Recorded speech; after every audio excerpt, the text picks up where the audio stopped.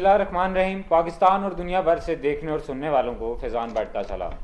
नाज़रीन, मौसम तो गर्म है, उसके साथ साथ अगर सियासत की बात की जाए तो वो भी काफ़ी गर्म हमें दिखाई देती है। और अगर हम सियासत के बाद अवाम की बात करें तो महंगाई और प्राइस में जो इंक्रीज़ हो गए प्राइसेस, वो अवाम भी काफ़ी हमें गर्म दिखाई देती है। इसके बाद अगर हम सियासत की बात करें तो शहबाज शरीफ की अगर बात करें तो उनकी जो मफाहमती पॉलिसी थी या उनके हिकमत अमली थी मफाहमती, क्या वो ख़त्म हो गई है या क्या वो अब काम नहीं कर रही, इस पर भी हम यहाँ पर बात करेंगे।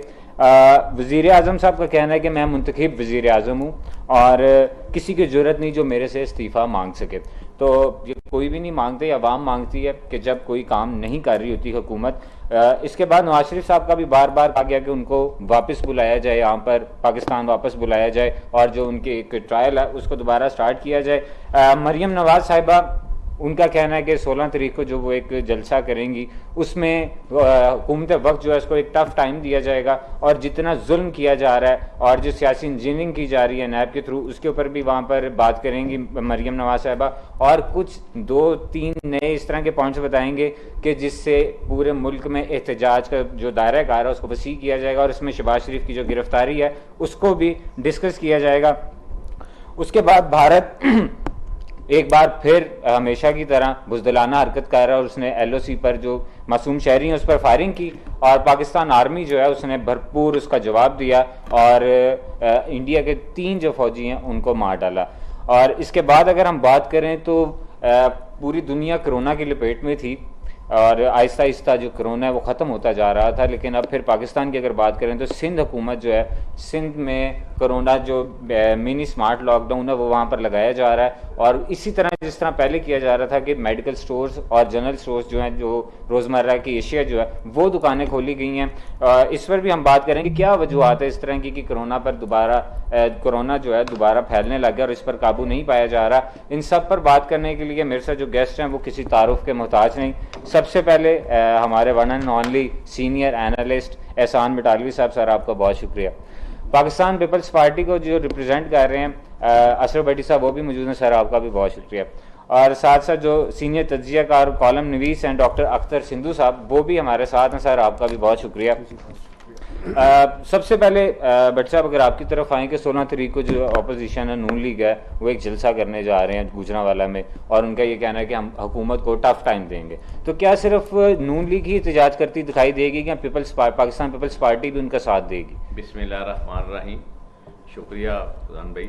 सर जी, 16 को जो मुस्लिम लीग आपने कहा कि करने के लिए जा रही है जलसा जी, तो आज हमारी भी पंजाब की मीटिंग है जी 3 बजे जनाब कमर ज़मान कायरा साहब ने रखी है जी और वो वही धरनों और ये जो बाकी सारे मामलात हैं उनको आज देखा जाएगा राइट। और आज मुशावरत के साथ इंशाल्लाह जो लाहे अमल देंगे सदर पंजाब इंशाल्लाह हम उनको फॉलो करेंगे और उनकी राय के साथ इंशाल्लाह जहाँ जहाँ भी हमारी शिरकत की ज़रूरत हुई हम ज़रूर करेंगे जी इंशाल्लाह। आप मतलब ये जो एहतजाज है इसमें आप क्या समझते हैं कि जिस तरह मौलाना फजलुर रहमान साहब ने कहा था कि जब वो एहतजाज के लिए निकले थे तो सारी पार्टीज़ ने तो कहा था कि हम उनका साथ देंगे, लेकिन मौलाना साहब ने खुद भी एतराफ़ किया कि बाकी पार्टीज़ जो अपोजिशन में वो वैसा किरदार अदा नहीं कर रही कि जिस तरह के वादे किए जाते हैं या जिस तरह के एहतजाज का कहा जाता है। तो अब की बार आप भरपूर पूरी ताकत के साथ एहतजाज करेंगे और जो ये महंगाई है इसके खिलाफ, तो सर ये एहतजाज इसमें ये भी बता दीजिएगा कि बेसिक किस चीज़ के खिलाफ आपका है? मौलाना फजलुर रहमान साहब की जो आपने बात की ना, उस वक्त भी पाकिस्तान पीपल्स पार्टी ने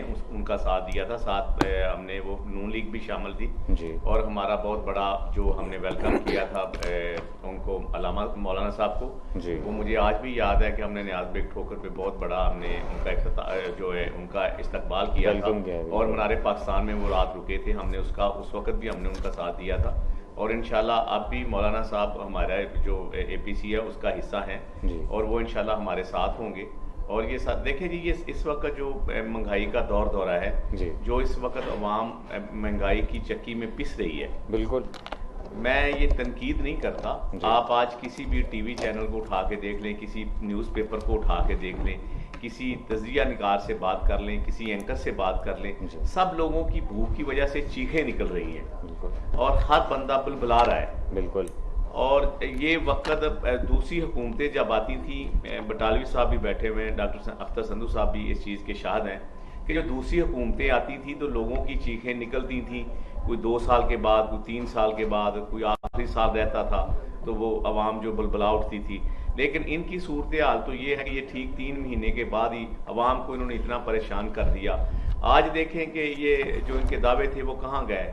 आज अलीम खान साहब और जो जंगीर तरीन की चीनी का जो चल रही थी सारी चीज़ें, 50 से ये 100 पे ले गए और 100 पे भी चीनी दस्याब नहीं। आटे का हाल देख लें। और आटे के बारे में ये कह रहे थे अलीम खान साहब, मुझे अच्छी तरह याद है कि वो कह रहे थे कि हमारे पास इस वक्त वाफर मकदार में गंदम जो है ना हमारे पास स्टॉक है। आप पाकिस्तान पीपल्स पार्टी का जो दौर है वो उठा के देख लें।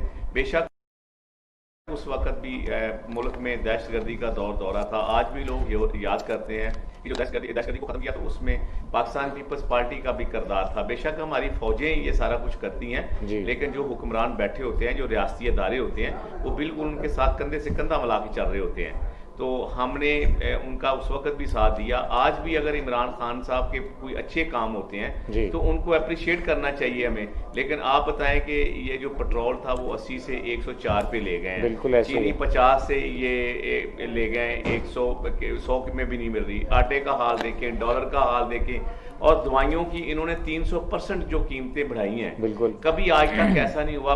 आज की आवाम अगर रोटी का उनको फिक्र होता है, अगर रोटी वो पानी के साथ खाती तो उनके पास सालन नहीं है। अगर वो अस्पताल जाते तो उनके पास दवाई के लिए पैसे नहीं है।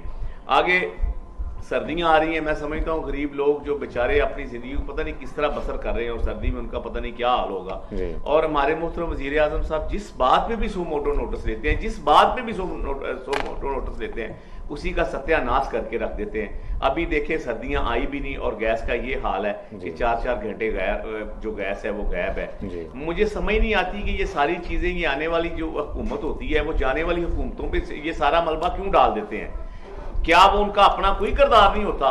अगर ये इतने ही दूध के धुले हुए हैं, ये आए हैं, आज आप देखें अस्पतालों में क्या हाल है। मैं ये नहीं कहता कि पहला दौर बड़ा सुनहरी दौर था कि वहां पे दूध की नहरें बह रही थी, लेकिन आज जो नहरें थी भी, जो सड़कें थी भी, जो मतलब है कि लोगों का गुजारा हो रहा था, आज वो भी नहीं है। आज किसान है तो वो परेशान, नर्सें हैं तो वो परेशान, डॉक्टर हैं तो वो परेशान, एपका वाले हैं तो वो परेशान।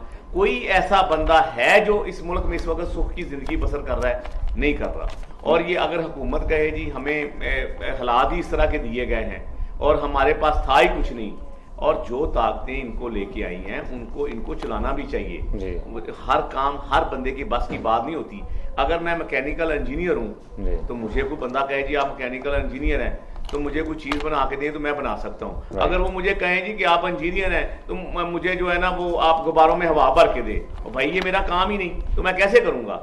इस तरह ये हुकूमत जो है जो इस वक्त चल रही है, उनसे मुल्क की इकानमी संभल नहीं रही, और इनको खुद इस्तीफा दे देना चाहिए और इस मुल्क की जान छोड़ देनी चाहिए।